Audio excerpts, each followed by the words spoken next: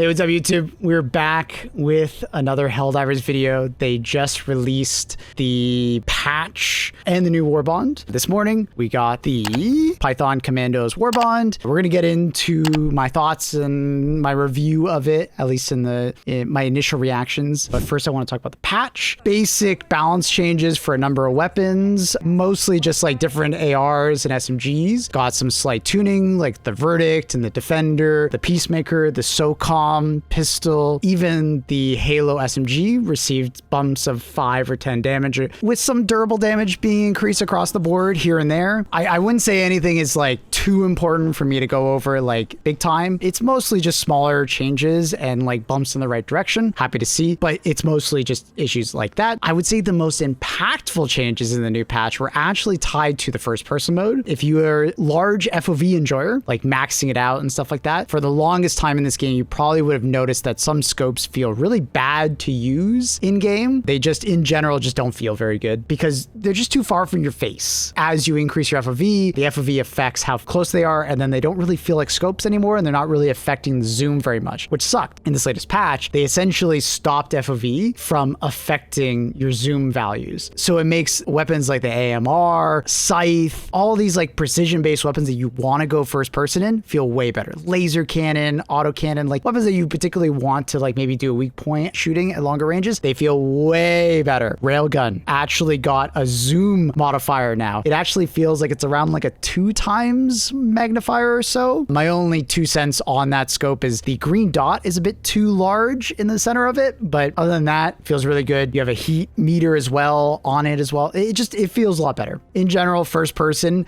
feels much better to use in game, and I'm very happy about that. Another one that they added is, and I can show this one, is they added quick keybinds, like quick slot keybinds for the different weapon wheel stuff. So, you know, in game, when you hold the reload button, you might have changed it. I put mine on T, but I believe for most people, it's just holding the reload button. A weapon wheel will show up, and then you can like swatch your fire modes. You can swap the ammo types and so on and so forth. Well, you can now just put these on quick buttons on PC, and I believe on console, you can put them on double tap. So of a particular weapon. So let's say you're using the autocannon, and instead of having to open up the window and then swap it from flak to AP and back and forth, you can just press that one simple keybind, whatever you choose, and you can swap between them on the fly. You can do it while aim down sight as well. It almost looks like a variable scope when you do it first person and you're changing your zoom sensitivities. It looks awesome and feels very intuitive, and I gotta say, hats off to them. I've been asking for this for about like a year, just like the FOV changes, and they delivered on both. Very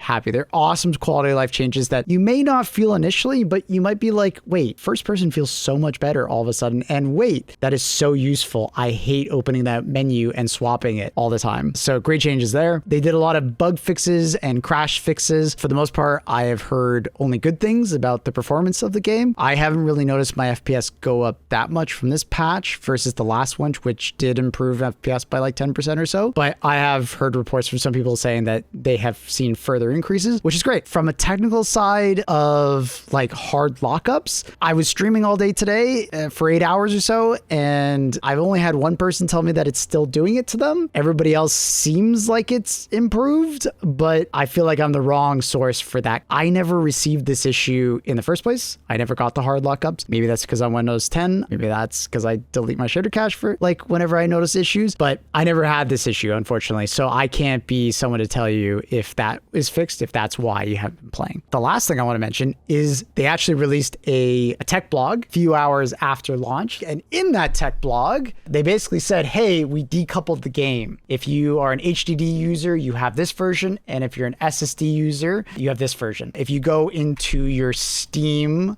library and you right click on the game and go to properties, you can go to beta and then select prod_slim.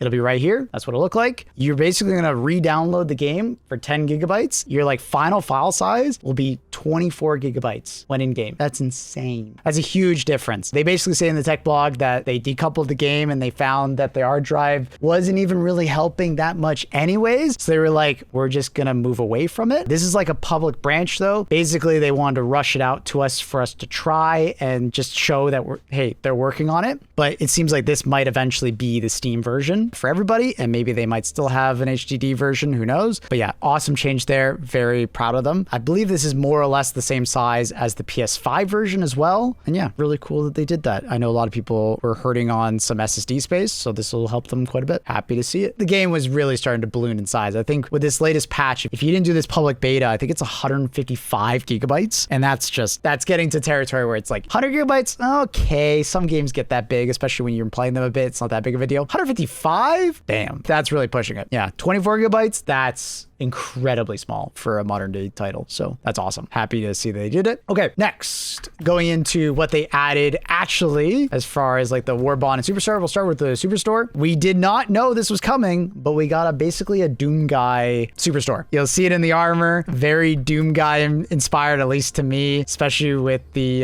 chainsword that you'll see in the Warbond, and the shotgun is very cool. I'll show you the stats really quickly for those that are interested. There is an upgrade path for it. It seems kind of bugged right now, like it doesn't show up, hard to say, but you can put a foregrip and laser sight and stuff like that. But the overall damage is 840 to capacity because it's a double barreled shotgun. Medium pen, which is crazy. And on top of that, it has crazy durable damage. Like you are very consistently one-tapping Brood Commanders in the head. Like it's so cool. There is a fire mode. If you want, you can fire both barrels at the same time. Very good. In general, this thing is probably the star of this update. It is probably the most powerful thing we got in this update. I don't want to say it's overpowered, but boy, does it feel incredibly powerful. Like this thing could have probably been a support weapon. If they just gave it some more ammo, it could have been easily a support weapon instead of primary weapon, and everybody would have been like sick.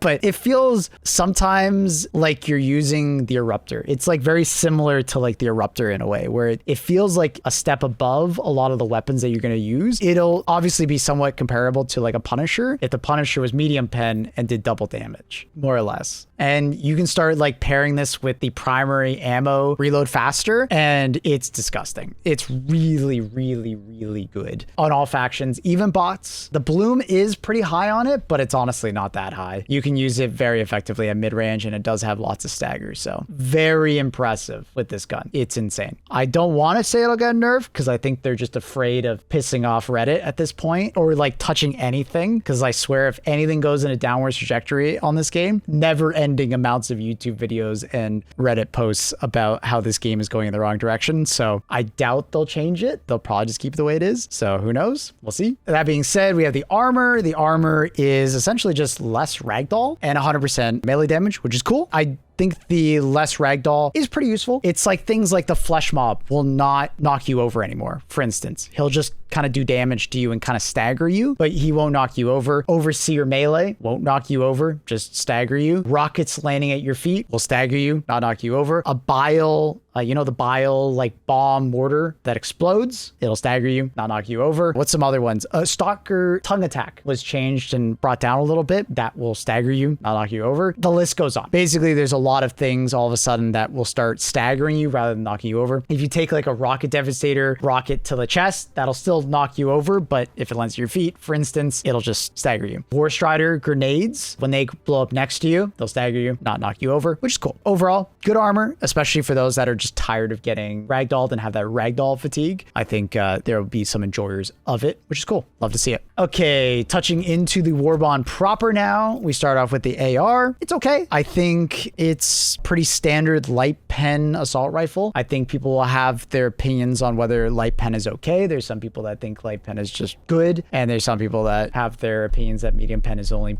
pen that you should be using. Personally, this one does get very much the changes that we recently saw with the Liberators, the light pen Liberators, where they got a lot more durable. We see that here. It does feel like it's punchy enough that it works. You only start off with 4 grenades, unfortunately, with the grenade launcher. I do feel like that's a bit light, especially since the extra ammo siege ready armor does not affect it, surprisingly. The base AR gets additional magazines. It goes up to 8 total magazines, but you do not get additional grenades grenades, which I thought was very odd. Maybe that's a mistake. Hopefully it's a mistake, because I do think it deserves to have some extra grenades, especially if you use the Siege Ready. The grenades are more or less just a grenade pistol. They seem basically identical, maybe a little less splash radius, but I want to say they're more or less the same. As far as upgrades for the weapon, I believe it was just muzzles, and you get a foregrip on it if you would like. So you can get sight and barrel, no foregrip, sorry. Obviously you have the grenade launcher right below. Pretty standard. I was a little disappointed not to see like maybe a 50 round or like a 30 round, like a slightly smaller magazine and a slightly bigger magazine. But like weapon stat wise, like 95 damage, 40 capacity, pretty low recoil, and like decent fire rate, like nothing crazy. It fits well along with like other ARs. Like if you are an enjoyer of like other light pen ARs that we currently have, I think this will fit right in. If you are more of a medium pen enjoyer, you will probably not like it very much, and it is what it is. But I do think it's pretty serviceable. Probably like somewhere like average B tier across the board, like a little bit higher than the standard Liberator, so like B plus. And then, you know, for like bug missions and stuff like that, just having that extra explosives is nice to have. As far as like a bottle spewer, the grenade launcher does not one-shot a bottle spewer, but it gets it like extremely close where just a couple more bullets will blow it up, which is cool. But it's more of like a utility thing. You know, if you don't want to bring the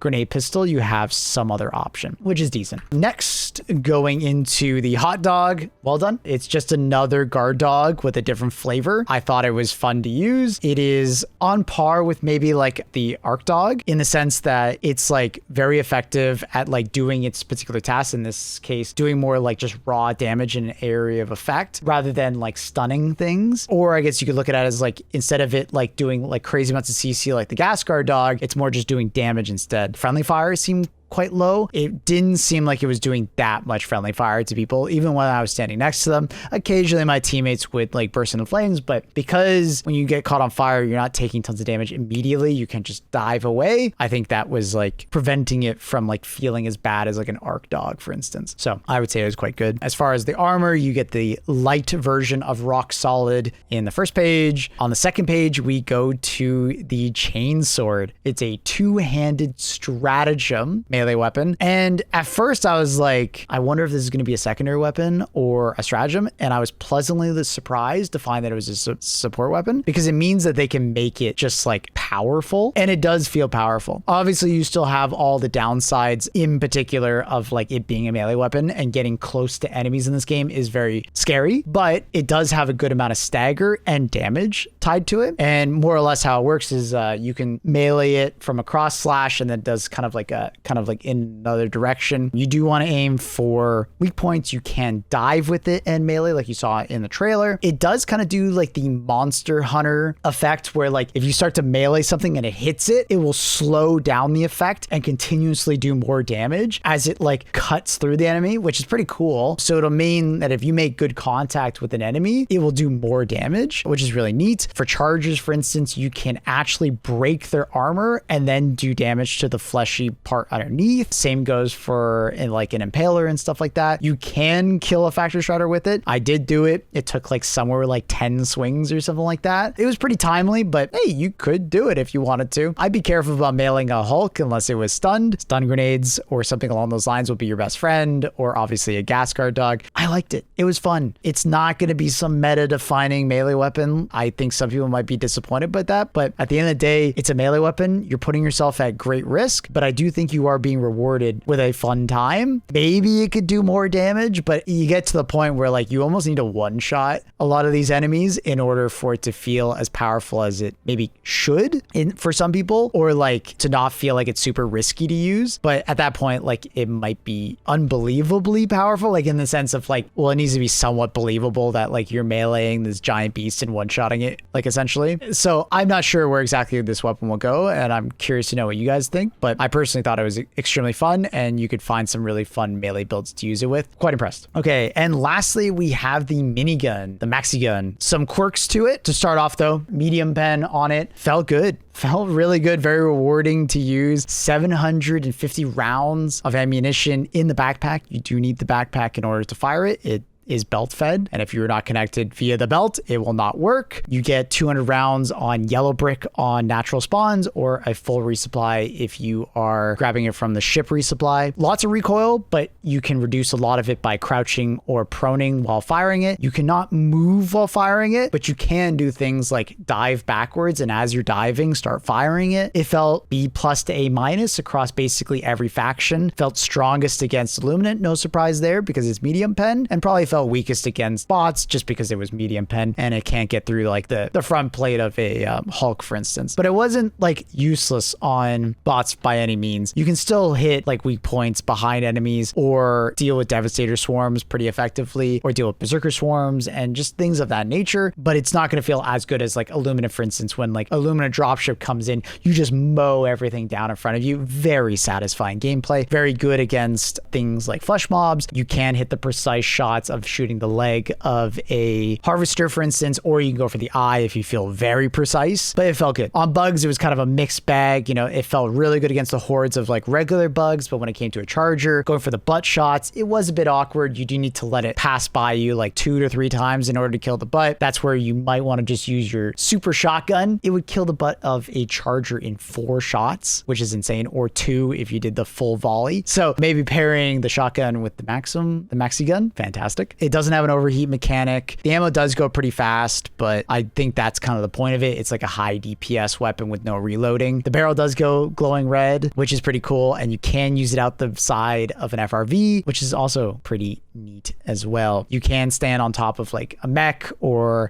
with the new armor, apparently you can stand on top of a FRV and not get knocked off, which is pretty cool as well. I'm sure there's going to be some unique tech that comes out for the Maxigun, which is really neat. But overall, I really like this Warbond. I think it's like a solid, good Warbond. It's not like meta defining or like one of the first Warbonds you absolutely need because it'll completely change how you can play the game. It's very fun, and I think the weapons inside of it are good. I don't think anything in here is like crazy, but because of that, I'm sure you will still see people saying this could be powerful, this could be more powerful, this could be different, and so on and so forth. But I think from like a base starting standpoint, I think it's good. And if they want to make tuning based on feedback, increasing the amount of grenades that you get on the AR, or the chain sword does more damage per individual swing, so it doesn't feel like you have to 3-shot some enemies. But that being said, I don't think it's bad. Like, it's like unusable. It's still like quite fun to use, and it actually, if used correctly with the right spacing and like thinking about your stratagem loadout and what weapons you're bringing to help it, it feels good. And for like the minigun, for instance, it's so much fun to use. And like, yeah, you're not going to be like absolutely just by yourself taking out an entire swarm or like bug breach. You might need some help to take out a charger or a bile titan, but you could still kill those things if you take the right tools, like a stun grenade to keep the charger locked in place, or like the right positioning to kill a bile titan from the stomach. You still can't do it. It's just you might need a little bit of team support or something else in your arsenal to deal with that, like a 500 kg. That's more or less, but I still am likely going to see a lot of feedback of, but why can't it do everything by itself? And that's just the power fantasy nature of, I think, the player base at this point, that there will always be more power to be gotten out of a weapon, I guess. But yeah, I think I'm very happy with the update and the Warbond. I was pleasantly surprised with the store page, like blown away with how powerful they made the shotgun. Like, holy, you will be extremely surprised by it. I don't think I said the price. It was 400 super credits, which is pretty reasonable, I think. Yeah, obviously it's like, you know, 40% of a Warbond, but you're going to get 300 super credits back from doing the Warbond anyways. And honestly, grinding super credits, ridiculously easy nowadays, so you'll get it. So yeah, really cool. Very happy to see Helldivers with a positive update. You know, I still see people that are being very negative on the game, but I'm happy to see this. They're definitely moving in the right direction, and excited to see what else this patch brings. They've been teasing quite a bit of other stuff as far as content, so we'll see. All right, YouTube, hope you guys enjoyed the video. Please consider leaving a comment and let me know what you guys think of the Warbond and the patch. And, you know, let me know, are you running into a lot of technical issues? I did hear about one on console, where if you reload and use your stratagem button at the same time, basically if you like open your stratagem window and then do your input for the stratagem code, and if the stratagem code button is the same as your reload, it crashes your game. To get around that, just use your default like controller scheme, but hopefully they get a patch out for those console gamers that do that. Very weird crash, but that's the only one that I was really hearing about with this new update. But yeah, let me know. I'm very curious. Consider leaving a like on the video if you enjoyed. Consider joining the Discord, link down below. And remember, I stream on my alternate channel, Maplewood_TV, same as my Twitch, basically every day. We've been covering a lot of ArcRaiders content, but I would likely be covering some HT2 content when it comes out. So come on by. Much love, YouTube. Peace out.